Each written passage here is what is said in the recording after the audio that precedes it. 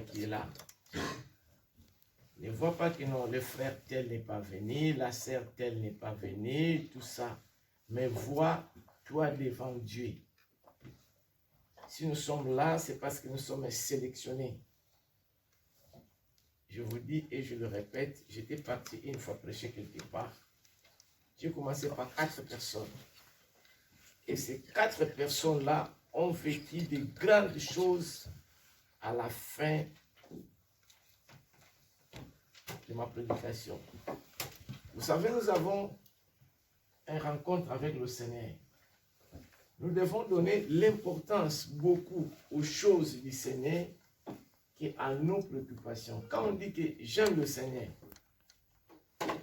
il faut le manifester. Quand je dis que j'aime mon frère, il faut que je puisse prouver cet amour.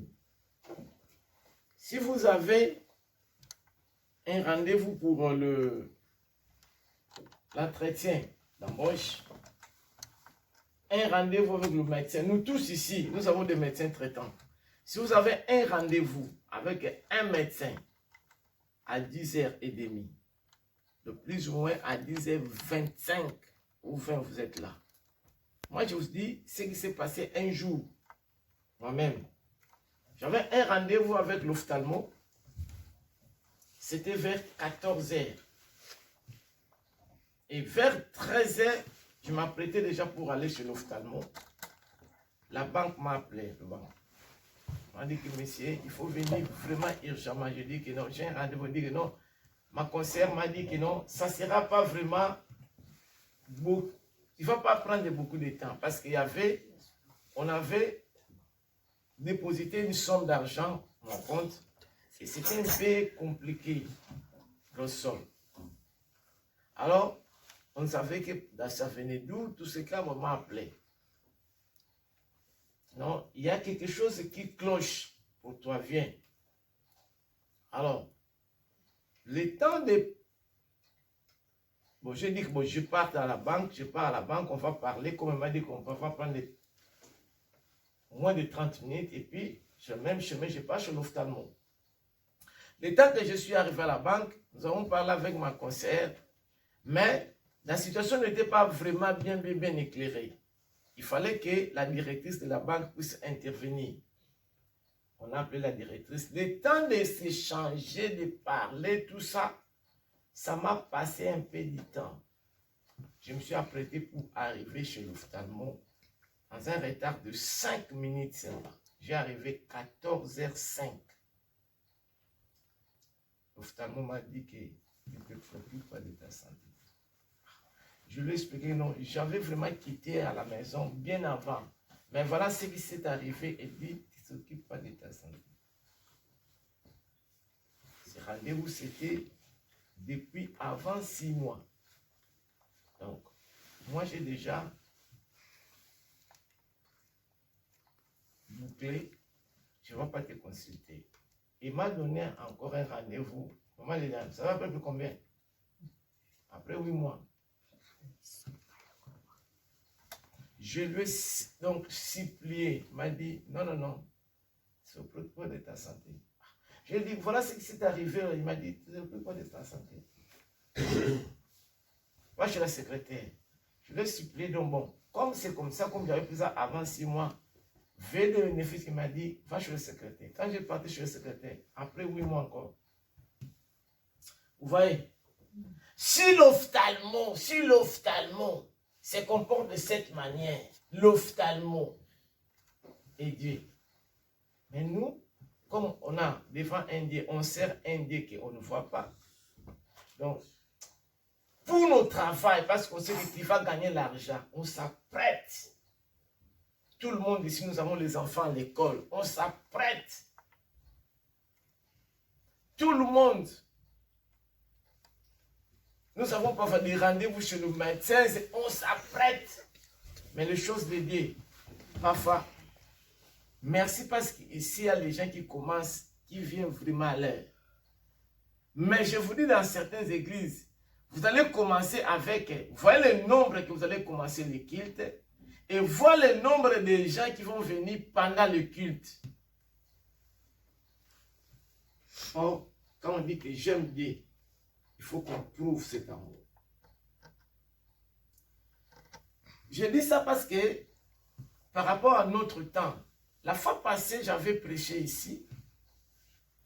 Où est-il? C'était dans Genèse 30. Genèse 3, c'était 8e verset et 9e verset que j'avais parlé. Mais j'avais dit, où est-il? Où est-il? Par rapport à toi, toi-même, par rapport à ton Dieu. Où on en est? Je dis que non, je suis un chrétien. Est-ce que réellement, tu es un chrétien? Hier, nous étions en évangélisation avec Papa Guilhem. Il y avait un frère, il chrétien. Je dis que non. Vous savez, chrétien, c'est quoi? Je suis chrétien catholique. Non. Chrétien, c'est comme Christ. Donc, je marche comme Christ, comme si que Christ était à mon côté. Le disciple, c'était la toute première fois en Antioche. On les a vus, leur manière de marcher, leur manière de se comporter, leur manière de vivre comme Christ. Raison pour laquelle on les a donné le nom chrétiens. Mais nous, est-ce que nous sommes comme Christ? Nous marchons comme Christ? Nous se comportons comme Christ? Ou là où on se connaît, là où on nous connaît, nous marchons comme les chrétiens. Là où on ne se connaît pas, nous marchons comme on veut. Non, le déplacement de l'endroit, ça ne peut pas être un déplacement de ma vie chrétienne. Exemple, maman Guinéliane, elle habite au Cameroun. Elle est venue ici. Ce n'est pas que là au Cameroun, on ne connaît qu'elle est chrétienne, mais quand ils vont en France, elle change. Non, partout. Elle habite au Cameroun. Là, elle prie. Quand elle est venue ici en France, directement, elle est venue dans une église. Et puis, elle s'applique. Elle est là même dans la semaine. Voilà un chrétien. Voilà quand je dis que chrétien, ce n'est pas que je me déplace et je suis ici. Je pars au Canada, là, je pars de quoi. Et ici en France, on sait que non, je prie. Non. Merci maman pour cet bon exemple. Oui. C'est comme ça, je suis ici, je pars au Gabon, je dois montrer mon identité de l'enfant de Dieu. Je suis ici, je pars à Nantes, je dois montrer, je dois se comporter, je dois vivre comme un enfant de Dieu. Parce que nous sommes environnés à une grande multitude de gens. Vous pensez qu'il y a des gens qui ne te connaissent pas? Il y a des gens parfois. On te voit comme tu pars à l'église. On te voit comme tu se comportes. Très chers frères et sœurs, ce matin, vraiment je suis censé de parler sérieusement aux enfants de Dieu. Vous savez pourquoi? Vu tout ce qu'on est en train de vivre, non, trop c'est trop. C'est moi ici, c'est le mois de victoire. Mais nous ne pouvons pas vivre la victoire sans que nous marchions conformément à la parole de Dieu. Et comme les enfants de Dieu. Nous disons que je prie beaucoup. Seigneur, j'ai beaucoup prié pour mon sujet. J'ai beaucoup fait des sacrifices. Mais est-ce que tu es vraiment un enfant de Dieu? C'est bien de parler que non, j'ai pris. C'est moi, j'avais dit, c'est le mois de victoire. Je ne peux pas commencer à remporter des victoires si j'ai une vie mauvaise. Non. Je dois remporter la victoire si je suis ensemble avec le Seigneur. Et le Seigneur est ensemble avec moi. Raison pour laquelle, ce matin, parce que c'est moi ici, nous avons commencé avec jeûne et prière pour que nous recevons, on va récupérer tout ce que le diable nous a volé, tout ce que le diable nous a récupéré, tout ce que le diable nous a pris. très chers frères et sœurs, il y a des choses qui ne vont pas dans ta vie, dans ta famille, tes enfants. Comment il faut les récupérer? D'abord, une meilleure vie digne d'un chrétien. C'est alors qu'il va récupérer ça. Parce que si le diable te réclame pour quelque chose, comment tu vas le récupérer ce qui est dans sa main? Si il te dit que tu me dois d'abord, tu es dans mon côté, ta façon de marcher, non.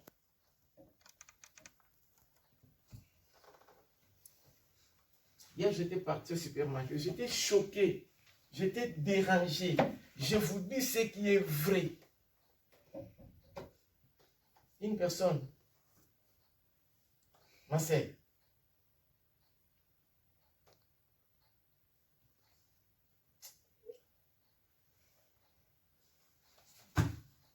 donc, si vous la voyez, maman Liliane, si vous la voyez, seulement sa caractéristique, sa façon d'y être, son apparence. Est-ce que vous avez compris les choses que j'ai citées?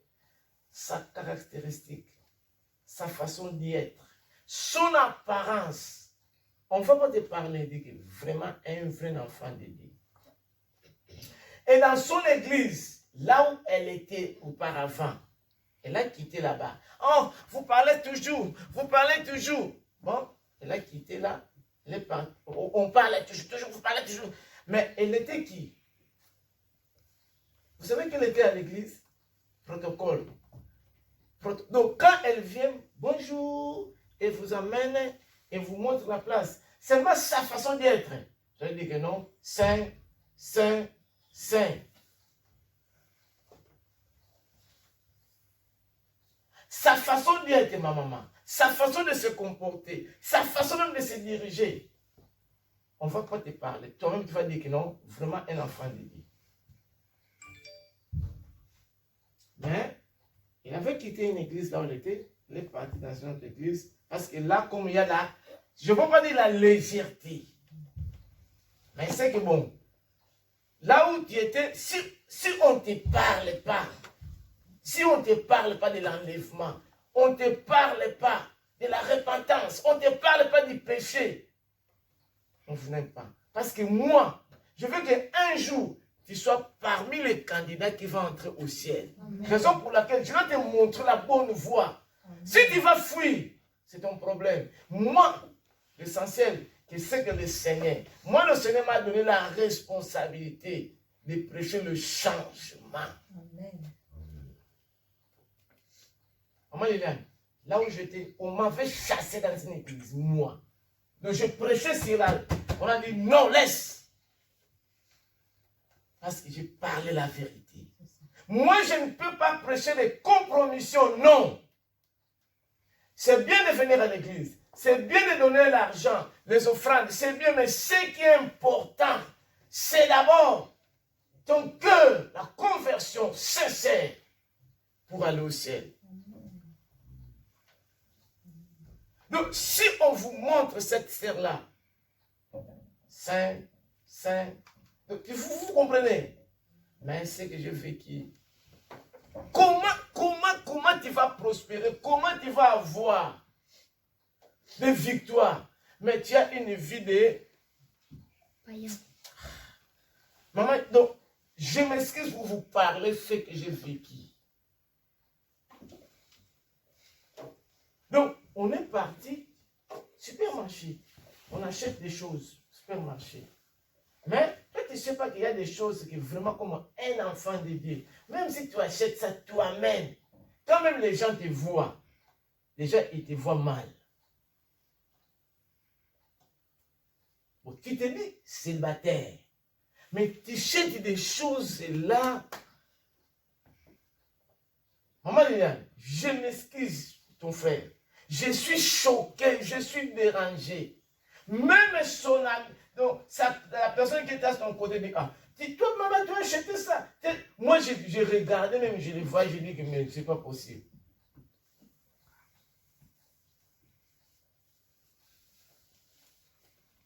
Mais un enfant de Dieu, ça t'amène de t'ouvrir des portes, des portes des portes aux maris de nuit.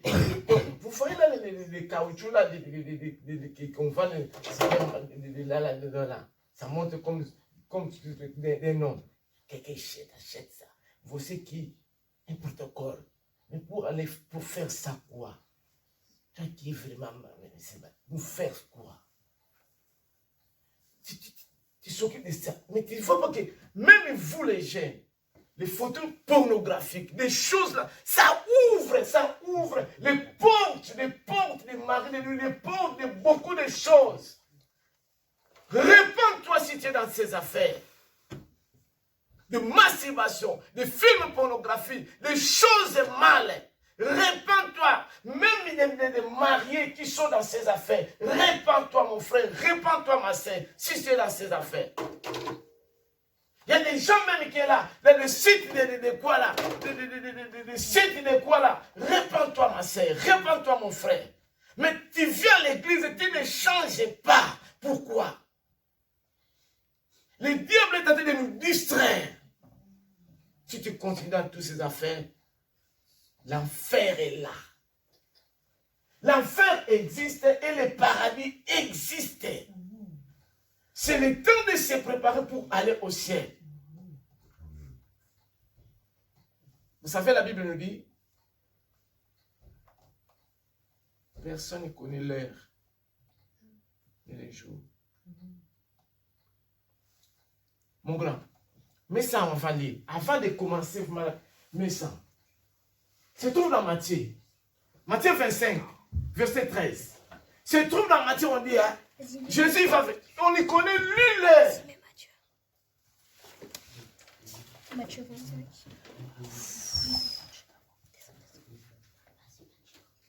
Matthieu 25. Matthieu 25, verset 13. Après, nous allons lire Osée 6, verset 3. Que verset 13? Matthieu 25, verset 13. Matthieu chapitre 25, verset 13, je lis au nom de Jésus. Veillez donc, puisque vous ne savez ni les jours ni l'heure. Qu'est-ce qu'on a dit? Veillez donc. Veillez donc. Donc, il faut que tu sois en veille. Il faut que tu sois en veille. Veillez. Donc, tu dors. Donc, tu es distrait. Donc, tu es emporté par les vents. La Bible nous dit, hein, veillez. Ici, on nous parle de 10 vierges. 5 c'était sages et 5 étaient folles. Et il s'attendait de qui? Le maître. Le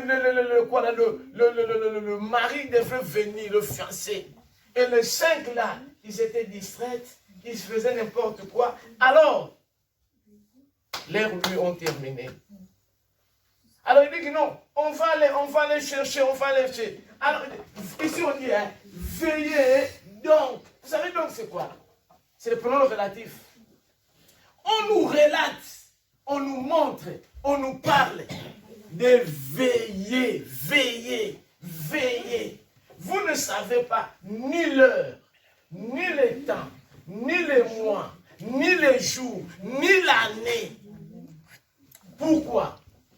Parce que le Seigneur va venir comme un voleur. S'il vous plaît, très chers frères au Seigneur, je voulais dire quelque chose. Si un voleur va venir voler dans ta maison, il ne va pas t'avertir, il ne va pas te dire au préalable, il ne va pas t'avertir que, Madame Rachel, moi je viendrai te voler à minuit.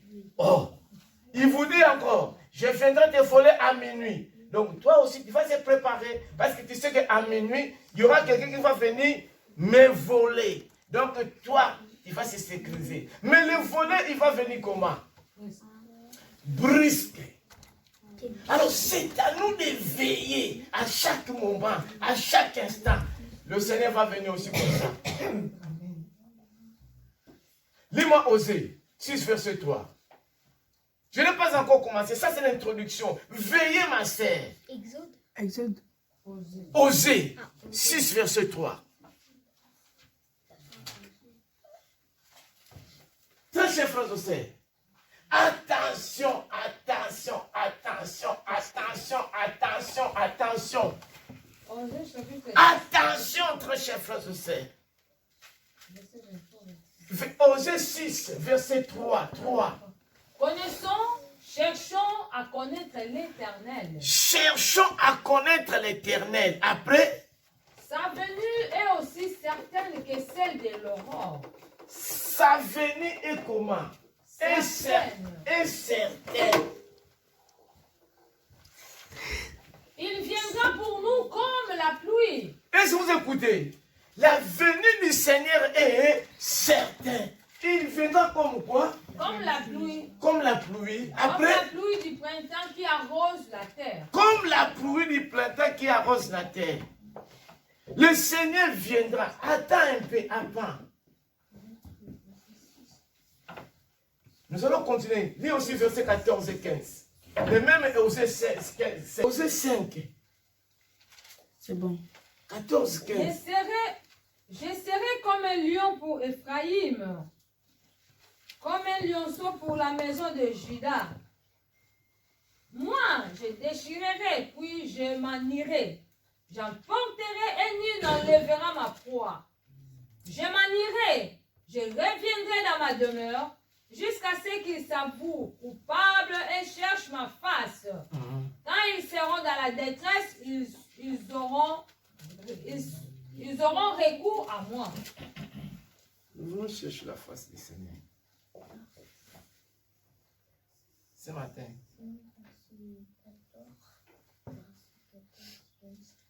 Alors, ça c'est l'introduction de ma prédication. Je voulais prêcher sur la repentance. Je voulais prêcher pour la repentance. Pourquoi? Parce que il y a les gens qui viennent à l'église. Pourquoi? Parce qu'ils sont déjà habitués depuis leur enfance. Exemple, mes deux jumeaux, voyez l'âge qu'ils ont. Exemple, Excel. Exemple, mon grand Ethan. Maman Rachel déjà l'amène à l'église depuis son enfance. Alors, Ethan il va grandir dans cette habitude que tous les dimanches, maman m'amène à l'église. Même si aujourd'hui, maman Rachel n'est pas là.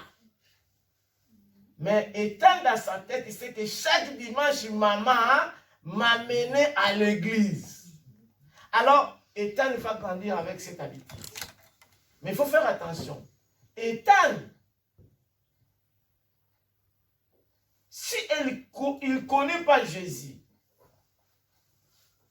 il n'a pas reçu Jésus comme son Seigneur et son Sauveur. Mais il vient à l'église comme quoi? Comme l'habitude. Parce qu'il sait que maman m'amène à l'église. Et le dimanche, je pars à l'église. Même maman n'est pas là. Maman est partie où? Maman elle est morte. Mais étant déjà, elle reste avec cette habitude. Mais qu'est-ce qui va se passer? Le problème, c'est étant, il fait l'église depuis petit, mais il faut qu'il puisse recevoir son Seigneur comme Seigneur et Sauveur. Il devient chrétien. Et avec cette habitude-là, Ethan va grandir dans la vie chrétienne, dans la foi chrétienne. Il sera un enfant de Dieu. Mais si Ethan, même si maman l'a montré le bon chemin de venir à l'église, s'il n'a pas accepté le Seigneur comme son Seigneur et Sauveur, il vient à l'église, mais comme d'habitude. C'est ce qui se passe chez beaucoup de gens. Donc, comme déjà habitué que le dimanche, je pars à l'église, donc il vient à l'église par habitude. Est-ce que vous me comprenez? Il y a certaines personnes, il est ennuyé à la maison, je pars à l'église. C'est bien de venir à l'église, bravo. C'est bien de venir à l'église, bravo. C'est bien de donner des offrandes, bravo. Mais il y a certaines personnes, il vient à l'église, mais son cœur, il a laissé ça dehors. Il a laissé son cœur dehors. Tu viens à l'église, comme l'exemple que je vous ai donné. Tu ne laisses pas la vie mondaine. Quelle église que toi tu viens? Répands-toi, ma sœur. Répands-toi, mon frère, parce que tu peux être surpris. Jésus vient, toi tu restes. Répands-toi ce matin. Je dois parler sur la repentance. Non, je suis déterminé aujourd'hui parce que le Seigneur, non, il vient très bientôt. Il vient très bientôt. Vous savez, la repentance, c'est quoi? La repentance, c'est la mise en ordre. C'est la mise en ordre avec Dieu. Toi avec ton Dieu. C'est la mise en ordre. La repentance, c'est quoi? C'est le clé d'une réelle conversion sincère. C'est le point de départ d'un vrai chrétien, un vrai chrétien, dans le vrai sens du mot. Ce n'est pas les choses là d'avoir l'hypocrisie, de pleurer en vain, non. Ce n'est pas ça la repentance. Deuxièmement, je voulais parler de la repentance. Pourquoi? Le mot repentance vient du grec. Il s'appelait métanoïa. Que veut dire? C'est la tristesse qu'on éprouve des péchés et la douleur d'avoir offensé Dieu. C'est un changement. C'est l'action de changer la vie. C'est l'action de changer votre façon de vivre. C'est l'action de changer vos intentions. C'est l'action de changer totalement. Donc, exemple, je partais comme ça, paf, changement total. Je donne le dos au péché. Voilà notre repentance. Je me sépare des péchés. Au revoir, au revoir, au revoir. Très chers frères et sœurs, au revoir au péché. Je peux tomber, mais ce n'est pas mon habitude. Pourquoi je vous dis ça? Le péché, c'est une sollicitation. Ce n'est pas une imposition. Je vous donne un exemple. Le péché, c'est une sollicitation. Ce n'est pas une imposition. On te pose, pêche, pêche, madame, pêche, pêche. Non. Le diable te sollicite. Fais ça, madame. Fais ça, madame. Je dois vous donner un exemple. Moi, j'avais des amis qui fumaient. Mais moi, mon père me disait, attention, attention mon fils. Tu vois moi comment je suis venu, comment je suis devenu à cause de la cigarette. Il ne faut pas fumer. Parce que petit à petit, injustement, te crée des problèmes. J'avais des amis, ils fument. Ah, tu peux essayer? J'ai dit, non, ce n'est pas ma vie. Parce que mon père, à partir de la maison, me disait, j'ai vu des conséquences. J'avais des amis qui avaient des... Parce qu'elle ne connaît cet ami, Jean-Paty Mouina. Un beau garçon. Les filles me suivaient. Hein. Je ne peux pas vous dire le nombre. Plus de 18 filles. Plus de 18, mon frère là. Mais moi, j'étais avec lui, je dormais avec lui. Il peut me dire que, ah, toi aussi, je dis que non. Ma maman me disait, je dois commencer cette vie après avoir obtenu le bac. Même quand j'ai eu le bac, je n'avais pas cette envie-là. Parce qu'il y avait déjà, j'étais déjà converti. Le cigarette, ça va revenir dans ma bouche. Fume-moi, fume-moi.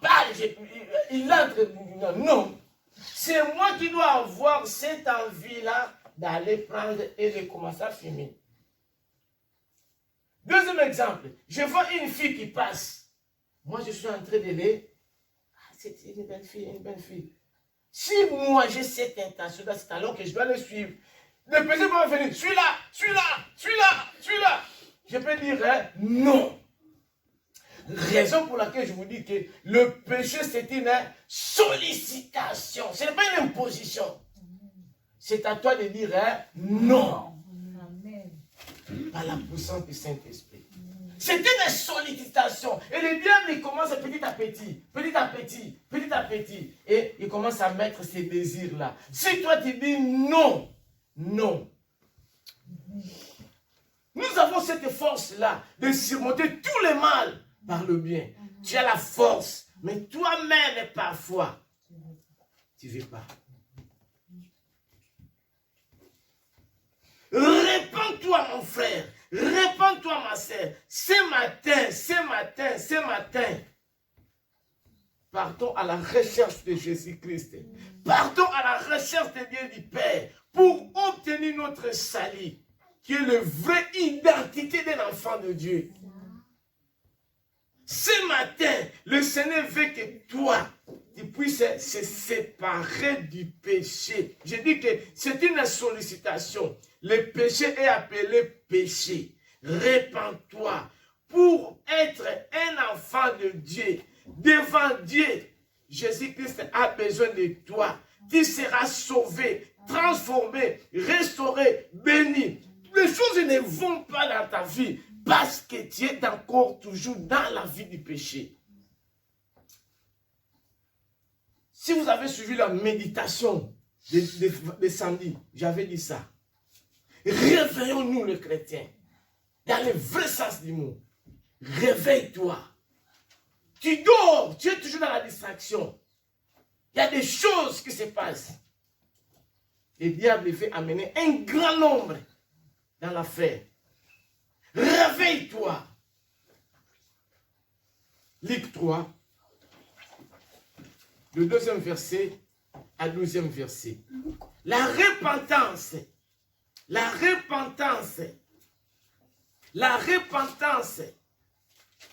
c'est un nom féminin. C'est le regret douloureux de ses erreurs, de péché. La repentance, je dis que c'est la mise en ordre avec ton Dieu. La repentance, c'est le chemin du salut. C'est le chemin du salut.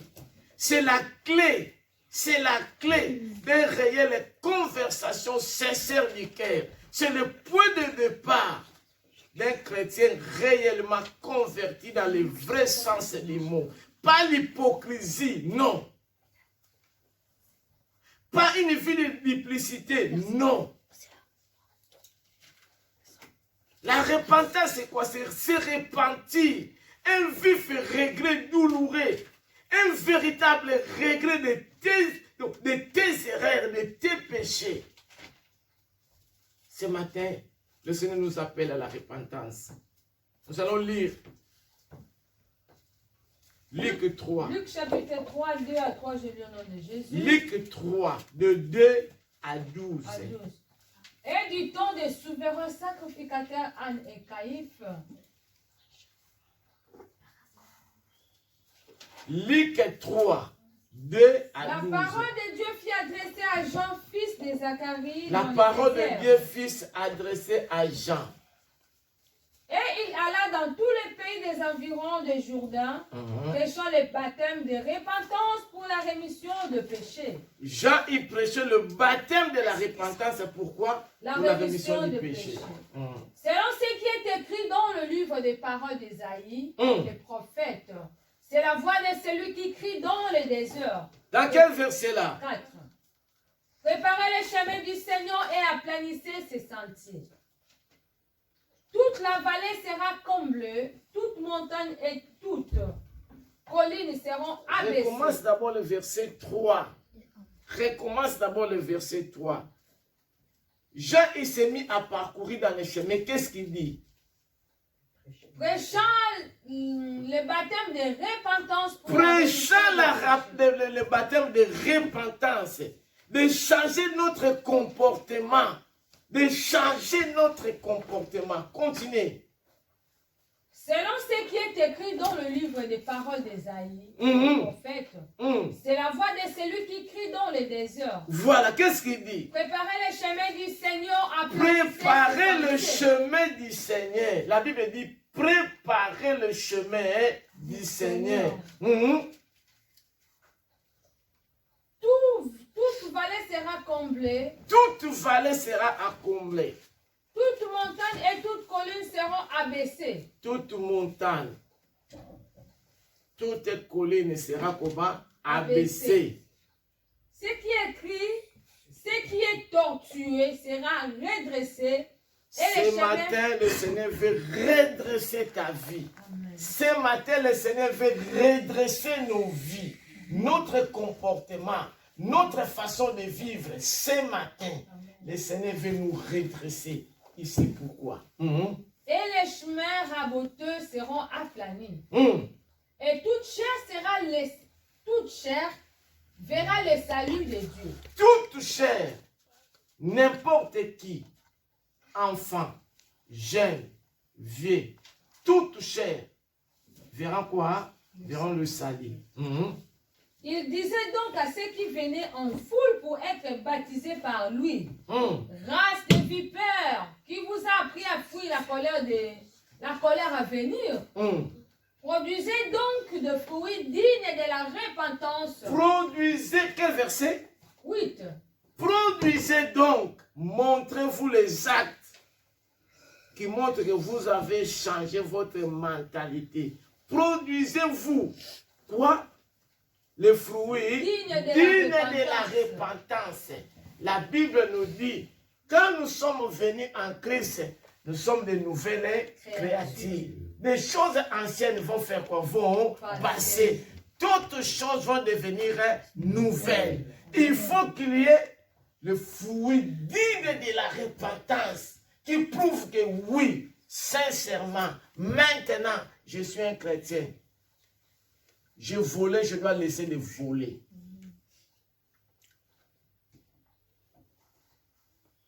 Je partais dans des boîtes de nuit, il faut que je cesse. J'étais menteur, il faut que je cesse. Donc il faut le fruit digne de la repentance. Que les gens voient que vous étiez comme ça, mais vous avez changé de vie. Et vous êtes dans un autre camp, vous avez changé les camps. Il faut le fruit digne de la repentance. Ce n'est pas dans la bouche. Ce n'est pas toujours de venir à l'église. Bien. Mais tu ne changes pas de comportement.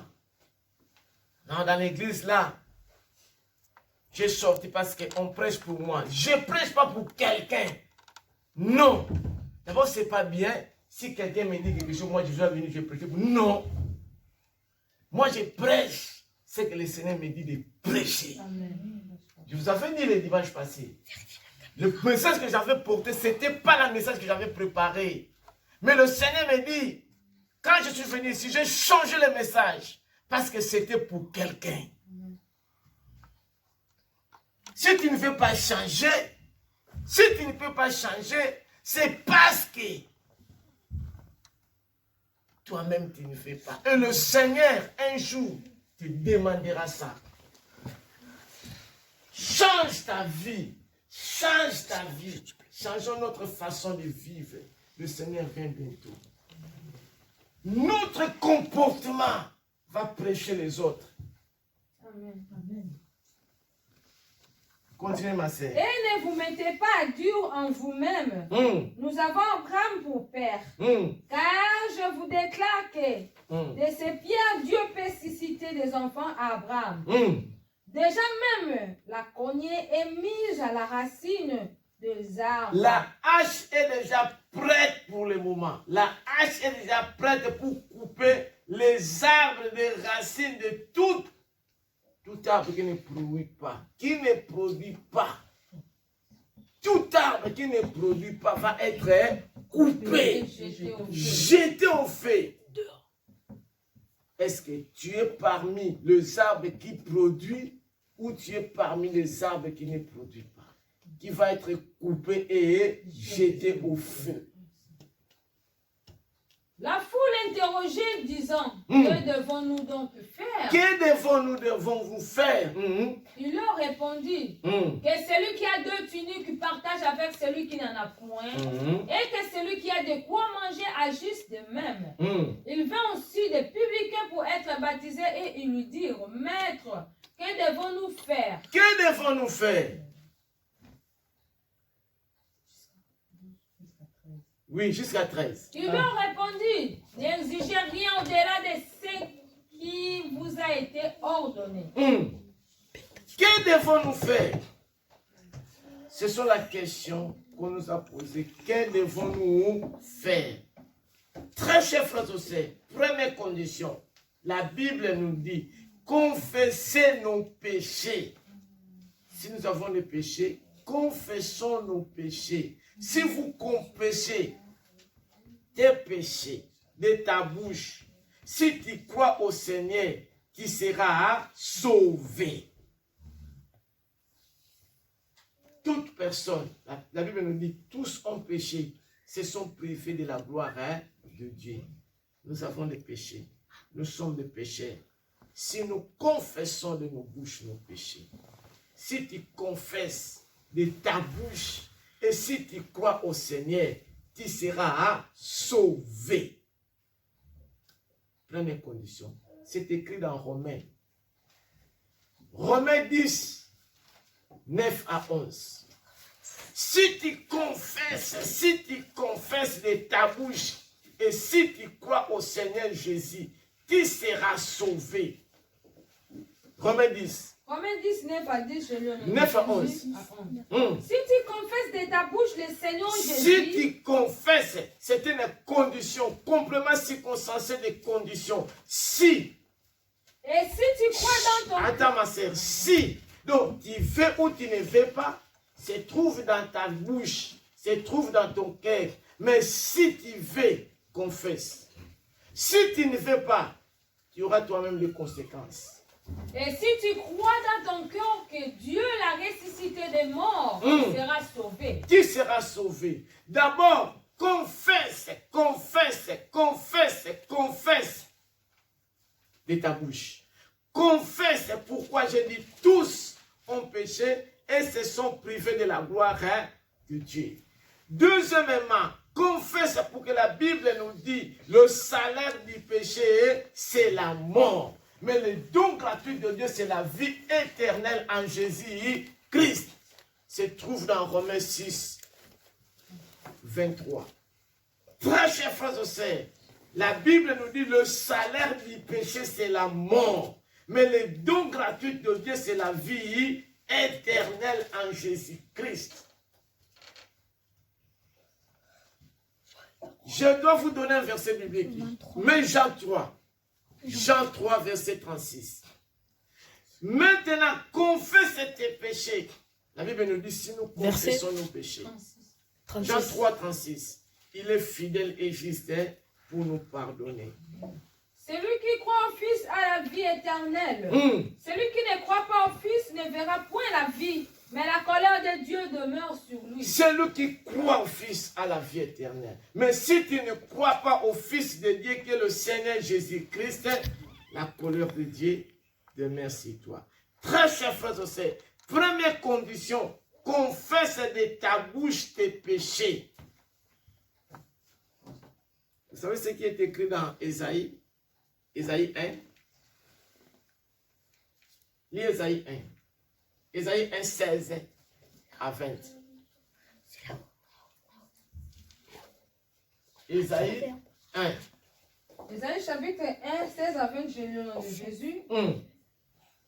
Lavez-vous, purifiez-vous. Lavons-nous, purifions-nous. Très chers frères et sœurs, je dis que tous ont péché, se sont privés de la gloire de Dieu. Tous. Mais ce matin, le Seigneur nous appelle, il nous dit, lavons-nous.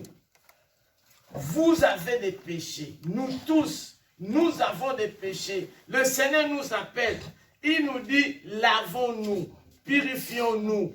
Ce matin, le Seigneur nous appelle, sans exception, comme tu es là, je ne sais pas qu'est-ce qui t'empêche pour avancer dans ta vie. Qu'est-ce qui t'empêche pour être sincère devant ton Dieu? Qu'est-ce qui s'empêche pour être sauvé? La Bible nous dit, le Seigneur nous dit, lavez-vous.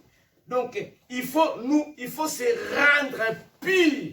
Il faut s'éloigner aux yeux de vos actions mauvaises. Lave-toi, ma sœur. Lave-toi par le sang de Jésus. Lave-toi. Lave-toi. Votre comportement change maintenant. On y va. Ôtez de devant mes yeux la méchanceté de vos actions. Ôte devant le Seigneur les péchés qui t'empêchent pour ne pas se repentir. Cessez de faire le mal. Cessez de faire le mal. Apprenez à faire le bien. Apprenez à faire le bien. Recherchez la justice. Protégez l'opprimé.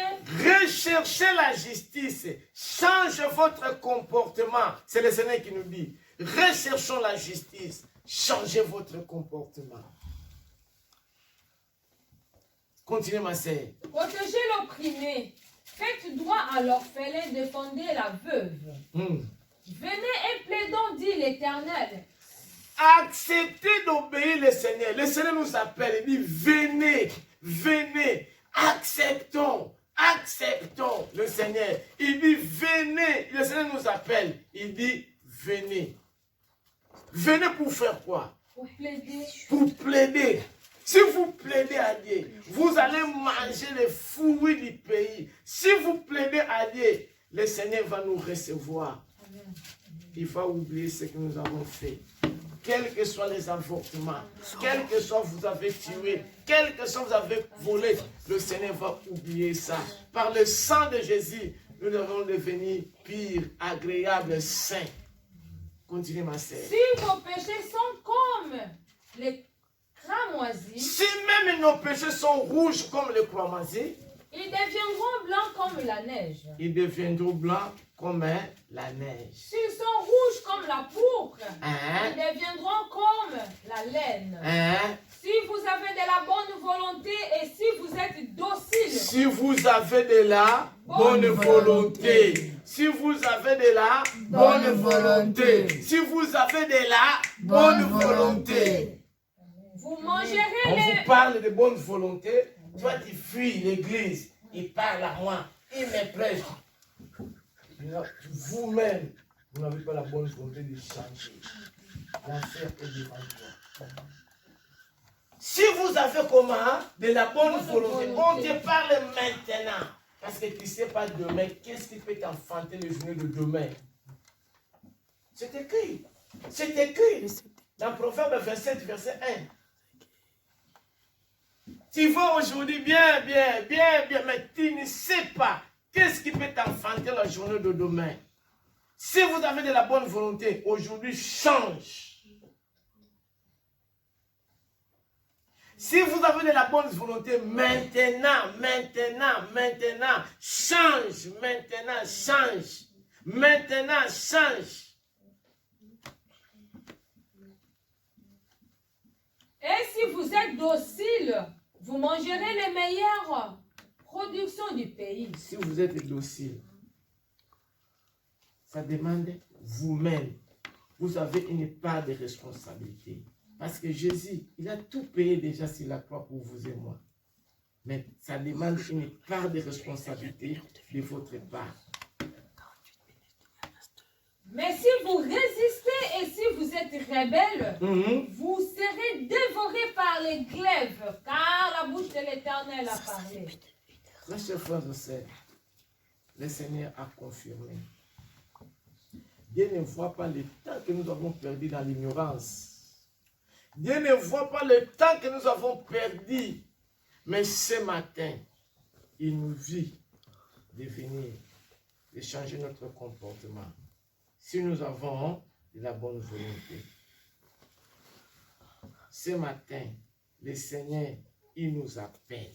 Il nous dit, si nous avons de la bonne volonté, il nous appelle maintenant.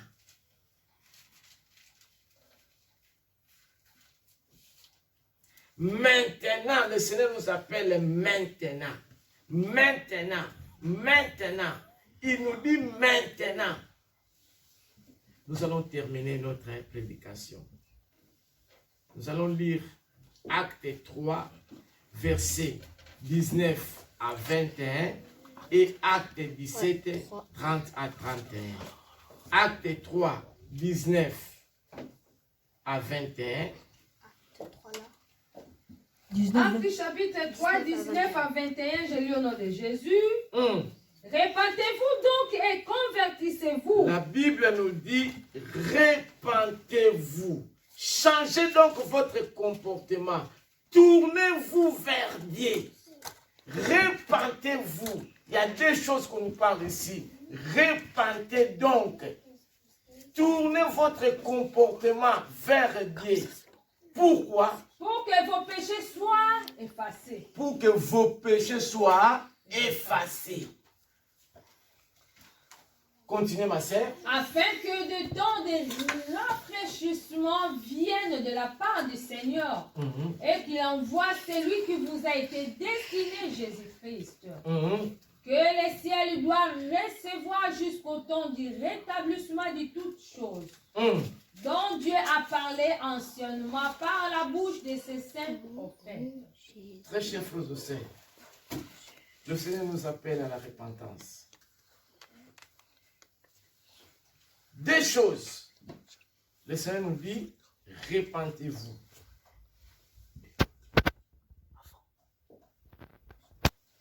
Nous avons agi dans l'ignorance. Nous avons marché dans l'ignorance. Mais ce matin, le Seigneur nous dit,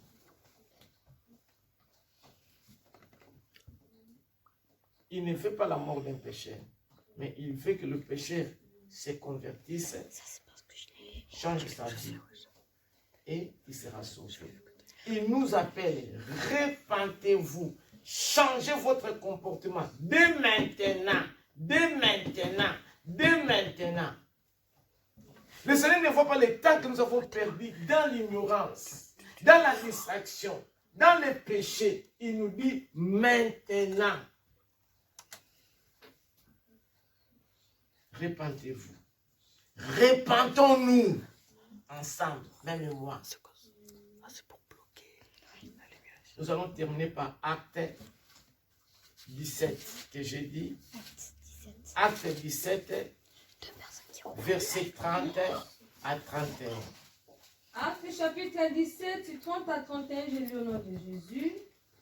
Dieu sans tenir compte des temps d'ignorance. Très chers frères et sœurs, la Bible nous dit, mais Dieu ne tient pas compte, ne tient plus compte des temps de l'ignorance.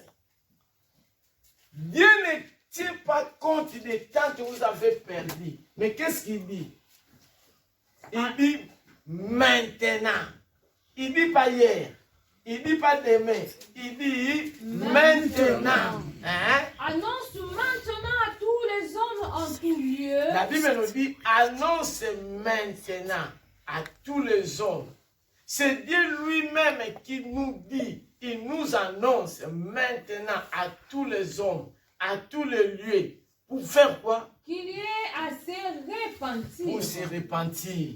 Pourquoi? Parce qu'il a fixé un jour où il jugera les Il a mondes. fixé un jour où il jugera les mondes. Hein? Selon la justice. Hein? Par l'homme qu'il a désigné, ce dont il a donné à tous une preuve. Aujourd'hui, Jésus-Christ, il se présente comme l'agneau de Dieu. Il est là, ma sœur. Il nous appelle, il dit maintenant. Il ne voit pas le temps que nous avons perdu dans l'ignorance. Malgré nos péchés, malgré nos fautes, mais il nous dit maintenant. Il nous tend simple que de confesser nos péchés, de faire. C'est tes responsabilités de venir à lui pour devenir enfant de Dieu. Il n'attend pas même, il médite. Il l'ouvre, il dit que d'ouvrir notre cœur. Il nous appelle maintenant, aujourd'hui. La Bible nous dit, si vous entendez sa voix, n'endurcissez pas vos cœurs. Le Seigneur nous dit maintenant. Il ne voit pas le temps que nous avons perdu dans l'ignorance. Il ne voit pas le temps que nous avons passé dans le péché. Le Seigneur recherche les gens de venir auprès de lui. Très chers frères et sœurs, recherchons la vraie richesse dans la présence de Dieu. Qui est quoi? La vie éternelle. Parce que c'est agréable. C'est ce que Dieu plaît. Il veut que tous, que nous soyons sauvés. Bien-aimés, il dit maintenant, il nous offre aujourd'hui encore le salut à celui qui croit en lui. Dieu veut et il nous demande un changement radical. Le Seigneur nous appelle de venir à lui. Pourquoi? Parce que le jugement est imminent. Imminent. Maintenant, il nous appelle. Il ne voit pas le temps que nous avons perdu dans l'ignorance. Il dit maintenant. Très chers frères et sœurs, repentons-nous. Nous sommes à la fin de notre prédication. Nous allons prier.